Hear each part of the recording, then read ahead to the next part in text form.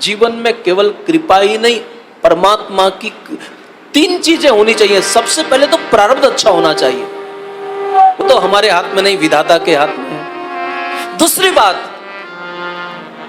हमारा पुरुषार्थ अच्छा होना चाहिए।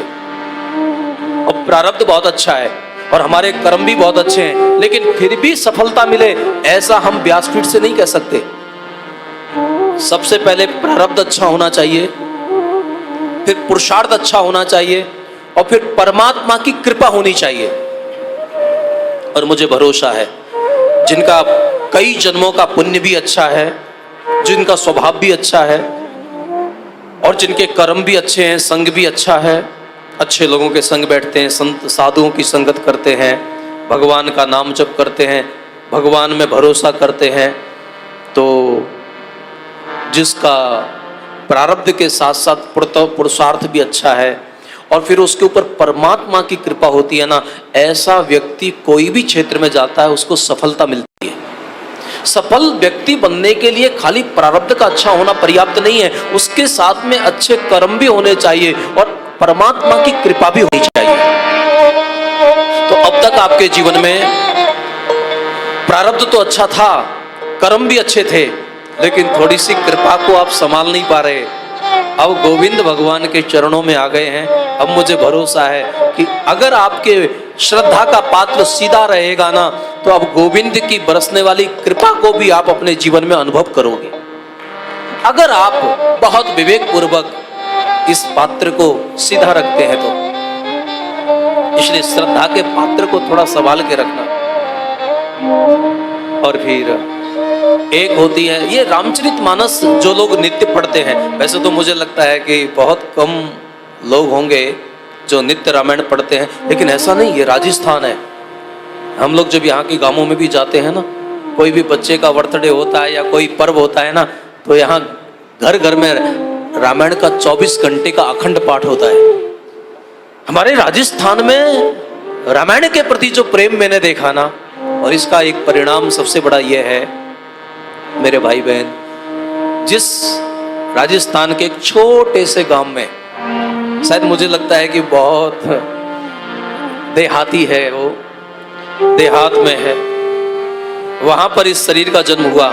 और मुझे पता है कि बहुत बचपन से ही राजस्थान के लोग और कुछ करें या ना करें, लेकिन कोई भी खुशी का दिन आता है तो रामायण का 24 घंटे का पाठ बिठा देते हैं। और उसका परिणाम यह होता है कि उसमें से परमात्मा किसी को जब अपना लेते हैं तो फिर वो रामायण पढ़ने लगता है, और रामायण पढ़ते पढ़ते फिर वो जब रामायण के गहन विषयों पर दर्शन करता है, चिंतन करता है, तो फिर मुझे याद आता है कि गोस्वामी जी महाराज जैसे अद्भुत महापुरुष ने एक जगह लिखा है कि अति कृपा जिसके ऊपर होती है वही इस मार्ग में आ पाता है, और एक जगह लिखा है कि जिसके जीवन में अति आनंद होता है। ये रामायण की चौपाई है। अति आनंद उमग अनुराग, अति आनंद उमग अनुराग। कोई भी साधक यम करता है, नियम करता है, आसन करता है, प्राणायाम करता है, प्रत्याहार करता है, ध्यान करता है, धारणा करता है, समाधि में चला जाता है। साधना की जो सबसे ऊंचाई है, जहां जीव और ईश्वर का भेद मिट जाता है, वहां पहुंचने वाला साधक भी आनंद में होता है, लेकिन अति आनंद में भक्त होता है। अति आनंद उमग अनुराग, अति आनंद उमग अनुराग। चरण सरोज फखरन लागा, चरण सरोज फखरन लागा। एक तो कृपा, एक अति कृपा, एक आनंद, एक अति आनंद। ये कली पावन अवतार गोस्वामी जी की जो लेखनी है ना, ये बहुत कुछ कहना चाहती है। मैं अगले 4 अप्रैल तक आपके साथ बैठकर इस पे संवाद करने वाला हूँ। और आज तो मैंने अनुभव किया कि जब आरती हो गई थी तो भगवान के चरणामृत के लिए हमने अपना हाथ जब ठाकुर के सामने फैलाया, तो आज चरणामृत शायद हो सकता है भगवान ने गोसाई को ऐसी प्रेरणा दी होगी कि उसमें तुलसी आनी चाहिए, तो इतनी तुलसी और इतना चरणामृत आया कि हमारा हाथ छोटा पड़ रहा था। इतना चरणामृत ठाकुर जी का मिला। कहाँ तो हम लोग एक बूंद के लिए तरस जाते हैं, परमात्मा के चरणों का वो चरणामृत हमें मिले, और जब उसकी कृपा होती है तो सब इतना मिलता है कि हम संभाल नहीं पाते। तो मैंने जो जो अनुभव किया आपके साथ में, मैंने आज राम कथा नहीं, केवल आपकी कथा आपके सुबह के नाश्ते से चालू हुई थी। आपके हाथ में, मैं जैसे ही गाड़ी से उतरा ना तो मैंने पहला दृश्य वही देखा। मुझे लग रहा था कि ये शादी की पार्टी है कि कलश यात्रा है। लोगों के हाथ में कितने कितने प्रकार के लड्डू थे न, क्या क्या थे। तो मैंने वो दृश्य देखा, तो इसलिए वहां से कथा कहना, फिर वो आपके सारी छवियों का, आपके बहुत सारे, फिर वो जो ऊपर से हनुमान जी की टोली, हनुमान जी ने भेजा कि जाके देख कर आओ कि किसकी एंट्री होनी चाहिए। अगर कोई शरारती हो तो प्लीज उसको, हनुमान जी का भगत होते हैं ना। आपको पता है एक बार बादशाह ने गोस्वामी तुलसीदास जी को बंदी बना लिया। ए तू राम नाम नहीं जप कर सकता, ये मेरा सम्राट है, तुझे पता है मैं किस व्यवस्था को मानता हूं।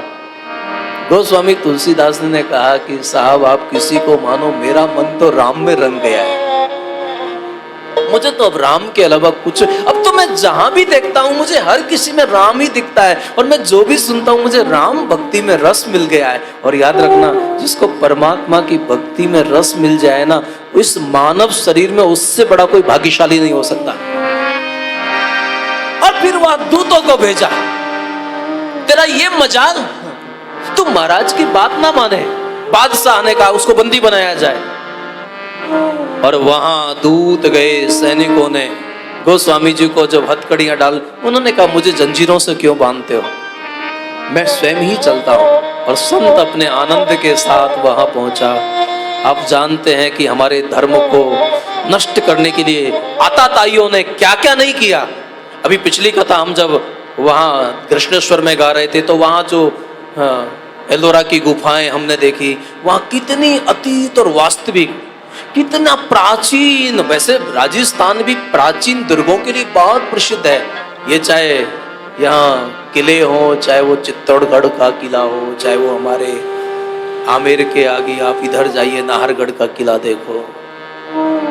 लेकिन आताताइयों ने, बीच बीच में अधर्मियों ने, कुछ आक्रांताओं ने अपनी संस्कृति को और हमारे संस्कारों को मिटाने के लिए, और उन्होंने फिर कह दिया कि आपको ये भजन करना छोड़ना पड़ेगा।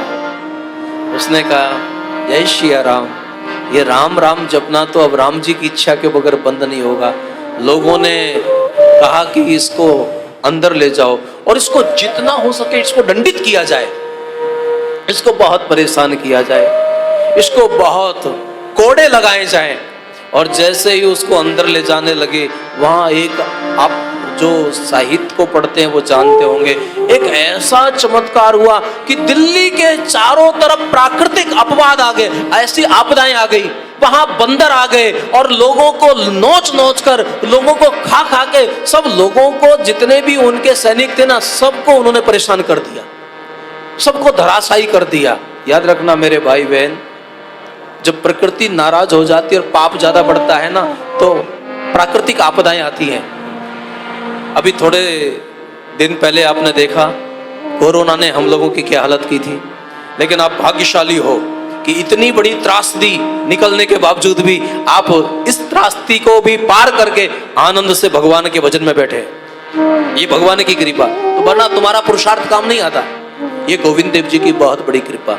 और दूसरा मेरे भाई बहन, व्यक्ति के पास में एक ही केवल कर वो है, उसके हाथ में अच्छे कर्म करना। प्रकृति के पास में तो बहुत योजनाएं हैं, वो कब थोड़ा सा प्रकृति को हिला दे हैं। अभी आपने देखा ही था, जयपुर में भी थोड़ा सा ऐसा समाचार आया था कि कल बीकानेर में आया था। यानी प्रकृति संकेत तो कर रही है कि मानव तेरे हाथ में बहुत कुछ है, लेकिन सब कुछ नहीं है।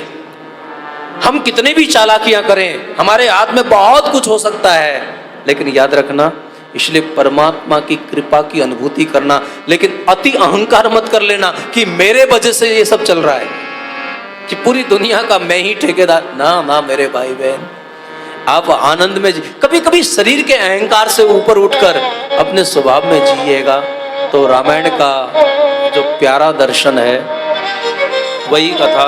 आइए मंगलाचरण का ओनली एक श्लोक गा के, क्योंकि मुझे पता है कि आज सुबह से आप लोग निकले हैं, और वैसे तो कथा का समय इस बार जो आप लोगों ने, सब लोगों ने, मैं किसका नाम लूं, जिधर भी जाता हूं ना तो किसी न किसी के नाम की होल्डिंग पढ़ने को मिलती है। मुझे तो आश्चर्य होता है कि शायद या तो आप लोगों ने ऐसा कुछ प्लान किया है कि महाराज जी जिस रास्ते से निकले ना उस रास्ते की घड़ी घड़ी को ऐसा तैयार कर दिया, या तो फिर आपने थोड़ी होशियारी की है। मैं जहां से सुख सागर से निकला हूं ना, हाथों से मैं आपको देखना चालू कर दिया, और हाथों से लेकर क्या कालवाड़ से लेकर, अगर छोटे बच्चों की बात, तो और वहां से लेके, और जैसे जैसे आए तो हमको लगा कि शायद इस बार कुछ विशेष कर रहे हैं, लेकिन जब आपके अंदर बाजार में आया ना, फिर तो छोटे छोटे और छोटे छोटे खंभों पर, तो मुझे लगा हर व्यक्ति का एक चेहरा नजर आता है।